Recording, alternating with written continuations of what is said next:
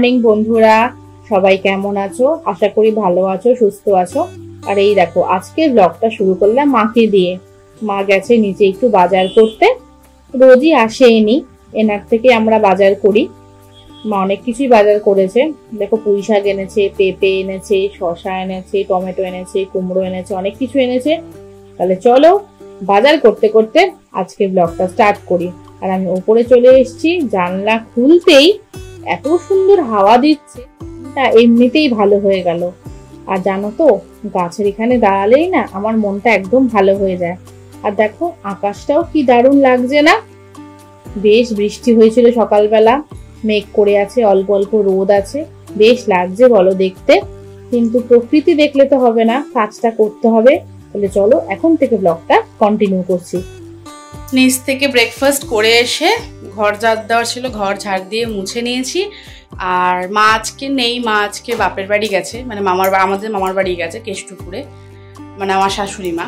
তো উনি বেরোলো, এই তো আজকে আসবে না বলতে বিকেল হয়ে যাবে, রাত হয়ে যাবে আস্তে আস্তে। একটু থাকবে, কিছুক্ষণ খাওয়া দাওয়া করবে, গল্প টল্প করবে, তারপরে তো আমি ভাবলাম যে না আমার যে কাজগুলো আছে ওগুলো করে নিই, তারপরে চান করব, পুজো করব। করতে করতে অনেক লেট হয়ে যাবে। কালকে গেছিলাম, সেই এক টাল জামা কাপড় রয়েছে, ওগুলো ভাঁজ করব। তাহলে চলো এক এক করে কাজগুলো শেষ করি।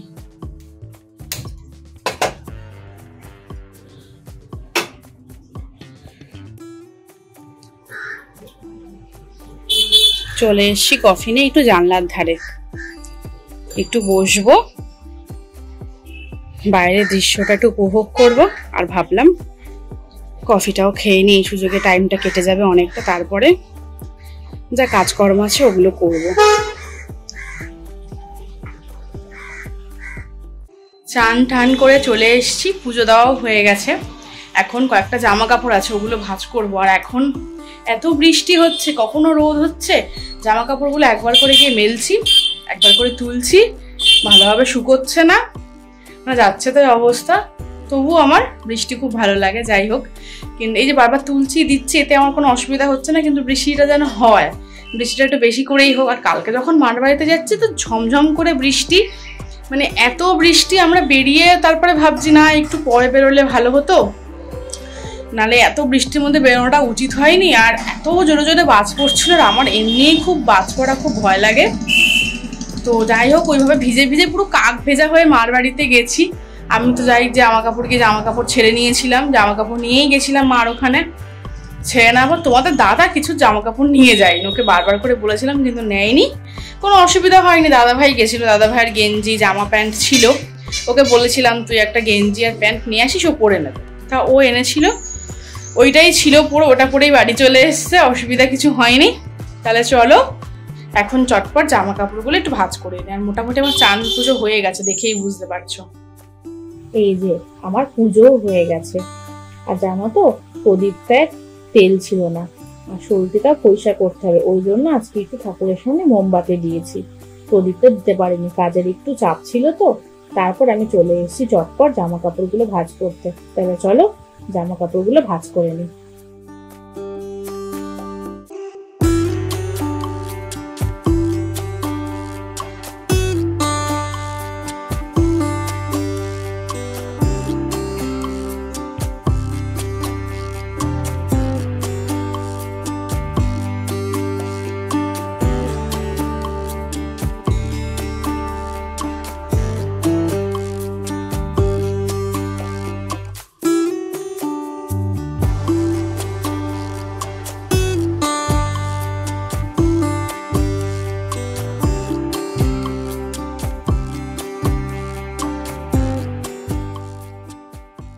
আমার জামা কাপড় ভাঁজ করা হয়ে গেছে। আর এই যে দেখছো অরেঞ্জ কালারের টপটা, এটা অনেক পুরনো, বার করেছি পরবো বলে।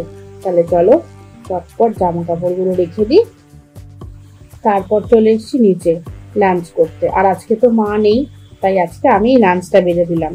তাহলে চলো লাঞ্চটা করে নিই। এখন বাজে 4:30, নিচে এসছি। আর তোমাদের দাদা আবার বললো একটু ম্যাগি খাবে, তাই ম্যাগিটা আমি সেদ্ধ বসিয়েছি। আর এখন আলু পেঁয়াজ লঙ্কা এগুলো কেটে নেবো। তাহলে চলো একদিকে চা বসিয়েছি আর একদিকে ম্যাগিটা বসিয়েছি, করে নিই। এই দেখো একদিকে চা বসিয়েছি, আর এদিকে ম্যাগি সেদ্ধ হচ্ছে, আর আমি পেঁয়াজটা কাটবো, আলুটাও কাটবো, তারপরে ম্যাগি করবো। কড়াই এখানে বসিয়ে দিয়েছি, আর এখানে আমার এই দেখো এটা সেদ্ধ হয়ে গেছে। এবার কড়াই একটু তেল দেবো।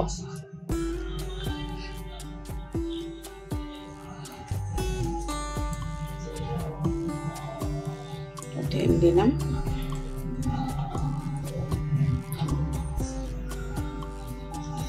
এই যে আলু কেটে রেখেছি আলুটা দিয়ে দেবো।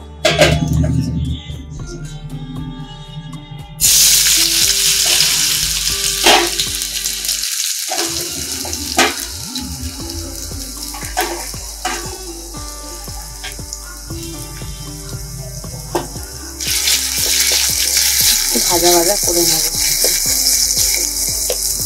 ডিম নেই আজকে ঘরে, ওই জন্য ডিম দিতে পারলাম না। তোমাদের দাদা না ডিম ছাড়া একদম খেতে পারে না, ওই ভাবছি একটু বেশি করে পেঁয়াজ দিয়ে আলু দিয়ে লঙ্কা দিয়ে করে দিচ্ছি।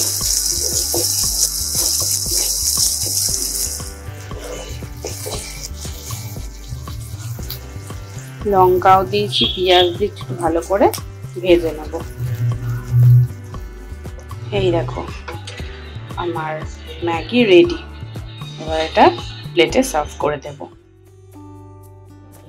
আমার ম্যাগি রেডি, ওপরটা একটু সসও ছড়িয়ে দিয়েছি। তাহলে চলো ম্যাগিটা দিয়ে দিই গিয়ে। ওকে ম্যাগিটা দিয়ে এসে এখন আমি এসছি নিচে একটু জলের বোতল ভরতে। আর জানো তো আমরা এখান থেকেই জল ভরে আমি ওপরে নিয়ে যাই, ওই জন্য একটু জলের বোতলও বেশি হয়।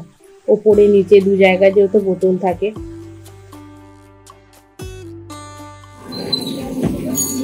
মালা দেবে 7খানা, কত করে গাঁদার মালা? 7খানা দিয়ে দাও। সন্ধ্যাবেলা একটু বেরিয়েছিলাম বৃহস্পতিবারের পুজো, ফুল ফল মালা মিষ্টি এগুলো নিতে। আর জানো তো একটাও ফুলের দোকান বসেনি। এই এক কাকিমাকেই দেখলাম আমাদের বাড়ির পাশেই ফুলের দোকানটা নিয়ে বসেছে। তাই আর দেরি করলাম না, চটপট করে যেটুকু ফুল বেলপাতা নেওয়ার দরকার নিয়ে নিলাম। তারপর বাড়ি এসে একটু সন্ধে দিয়ে নিচ্ছি।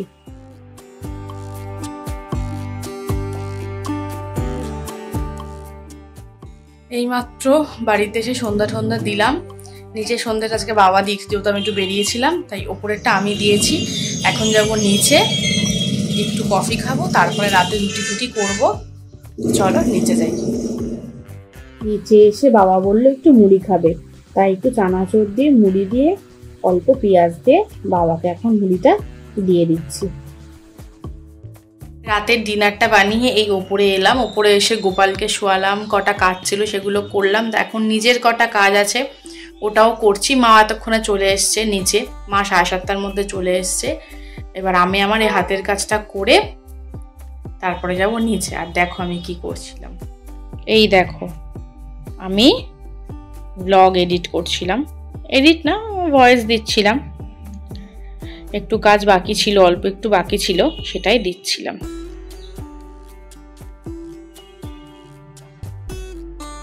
তাহলে চলো কাজটা কমপ্লিট করে নিই, তারপর আসছি। কাজ করে চলে এসেছি ব্যালকনির সামনে, গাছে একটু জল দেব। তাহলে চলো গাছে জলটা দিতে দিতে ব্লগটা এখানেই শেষ করছি।